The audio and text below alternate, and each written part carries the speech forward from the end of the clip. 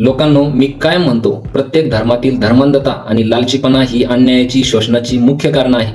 जोपर्यंत तुम्ही खरा धर्म, देव, अल्लाह समजून घेत नाही तोपर्यंत शोषण आणि अन्याय होत राहील. धर्मांधता आणि लालचीपणा तुम्हाला अन्याय करायला शिकवतो, अन्याय सहन करायला शिकवतो. तो तुमच्यातला क्रांतीचा आणि विरोधाचा भाव मारून टाकतो. अशाच एका धर्मांधपणाचा आणि लालचीपणाचा कळस असणारी घटना नाशिक येथील सतपूर MIDC मधील एका बहुचर्चित मोठ्या IT कंपनीमध्ये घडली. मुस्लिम टीम लीडर्सनी हिंदू धर्मातील गरीब, दुबळ्या 18 ते 25 वयोगटातील कर्मचाऱ्यांवर अन्याय आणि अत्याचार केल्याचे गंभीर आरोप समोर आले. पोलिसांकडे आतापर्यंत 9 FIR नोंद झाल्या आहेत. त्यातील 8 महिला आणि 1 पुरुष पीडित आहे. एका FIR मध्ये बलात्काराचा आरोप आहे व इतरांमध्ये लैंगिक अत्याचार, फोटो ब्लॅकमेल, धर्मांतरण, हिंदू देवतांची विटंबना, गोमांस खाण्यास भाग पाडणे, नमाज पाडणे, टोपी घालणे इत्यादी आरोप केले आहे. या मुस्लिम टीम लीडर्सनी मुलींना लग्नाचे आमिष दाखवले, आउटिंग, बाहेर फिरायला जाणे, पदोन्नतीची लालच दाखवून हे सर्व प्रकार केल्याचे सांगितले की या दोषींना, नराधमांना कायद्यानुसार योग्य ती शिक्षा झाली पाहिजे, जेणेकरून समाजामध्ये योग्य तो मेसेज जाईल. महाराष्ट्रात अशा घटना वारंवार घडत आहेत.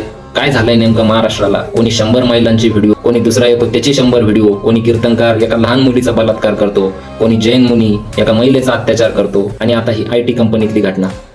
या सर्व घटना समाजाला लागलेली कीड आहे, ढेकणं आहे. ही ढेकणांची विकृतता शेकडो वर्ष झाले तर काही धर्मांमध्ये, जातींमध्ये टिकून आहे. काल आमच्या फ्लॅटचे पेस्ट कंट्रोल होते. खूप सारं ढेकणं फवाऱ्याने मरून पडली होती. तसंच समाजातील ही धर्मांध ढेकणांची पिल्लावळ महापुरुषांच्या खऱ्या विचाराच्या फवारणीने आपण मारू शकतो.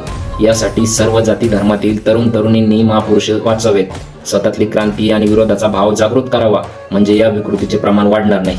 अशा घटनांमुळे समाजात संशयाचे वातावरण निर्माण होते आणि निरपराध लोकांना याचा त्रास सहन करावा लागतो. ही शोकांतिका आहे.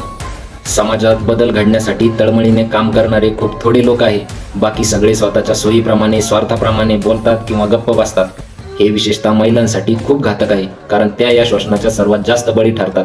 या व्हिडिओ खाली काही जण येऊन शिव्या देतील, पण ती ढेकणांची पिल्लावळ समजून इग्नोर मारा. बाकी नवविचारी लोकांनी या सर्वांवर व्यक्त व्हावे. खास करून मुस्लिम समाजातील तरुण तरुणींनी अशा वाईट गोष्टींवरती मुखरपणे बोललं पाहिजे, जेणेकरून वाईटाला वाईट म्हणत यांची वेली नांगी ठेचल्या जाईल.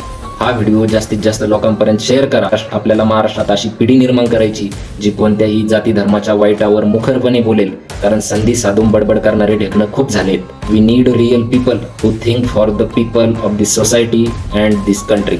जय हिंद.